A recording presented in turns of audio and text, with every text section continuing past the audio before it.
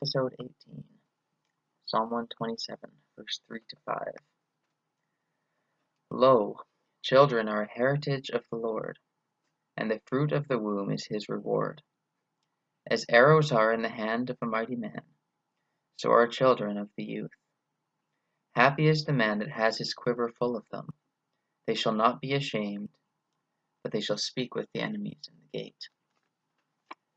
Now, some of the stuff I'm going to say here is going to have to be kind of hard and kind of counter-cultural and counter-Christian cultural, but bear with me and share if you have any disagreements. I'd be happy to discuss it with you. In Proverbs chapter 14, verse 4, it says, "Where no oxen are, the crib is clean, but much increase comes by the strength of the ox." You see, that gives us a principle that fruitfulness doesn't come without pain and without mess and without problems. Verse 3 of Psalm 127, first of all, that we're going to look at this, there's plenty of truth for the family here, as well as for the church. And I think whatever I say, it can apply to both things almost straight across the board. So take it as both, or take it as whichever one you're dealing with most right now. But yeah, let's get into this. Children are a heritage from the Lord. They're a blessing from God. They're not a burden. This is true physically and spiritually. You know, a lot of times we would never say this, but sometimes we are afraid of growth.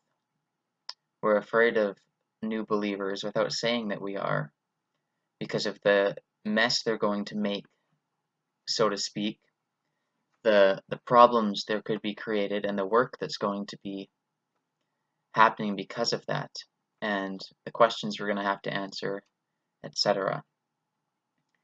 The fruit of the womb is his reward. Now this reminds us that the Lord is in control of the womb, both physically and spiritually. God gives his sheep to those who are ready to care for them.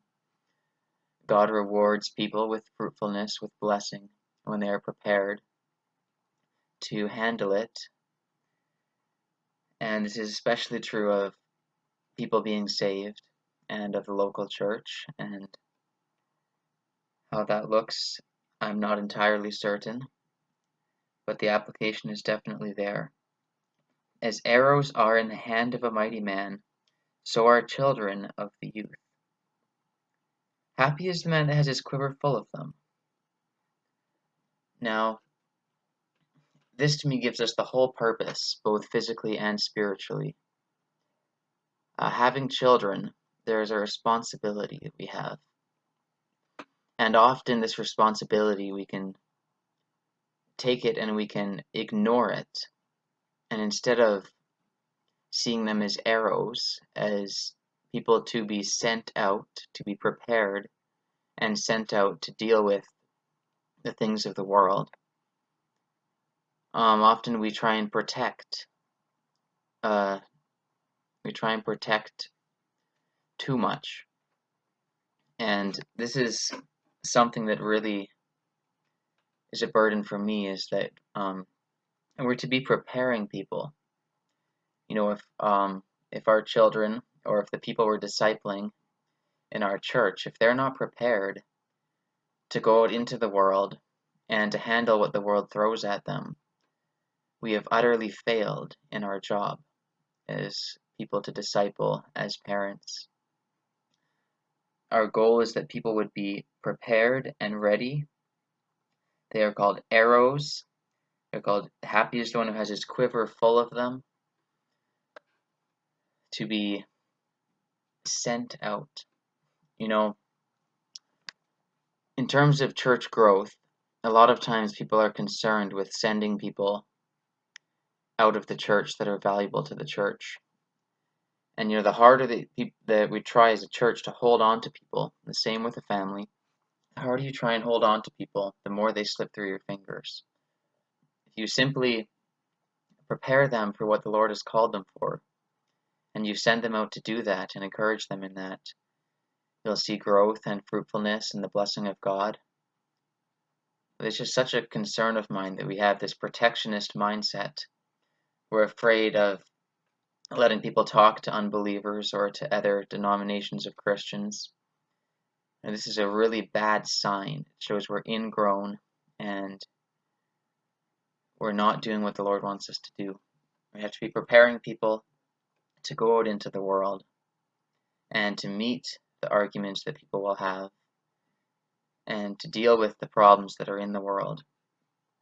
And the whole purpose of having children, spiritually and physically, is that they would be prepared and sent out, not to be kept. You see, if you are willing to send people out and to help see them be used of God, the Lord will bless you. He will fill those gaps in your church. But we need to be ready. It says, "They shall not be ashamed, they shall speak with the enemies in the gate." So we are responsible for training an army. Not an army that goes to fight physical battles, but an army that fights spiritual battles. To train people to be able to defend their faith, to defend what is right, and to stand for truth, to contend for the faith, as it says in Jude. And so just, if we could get a hold of this idea,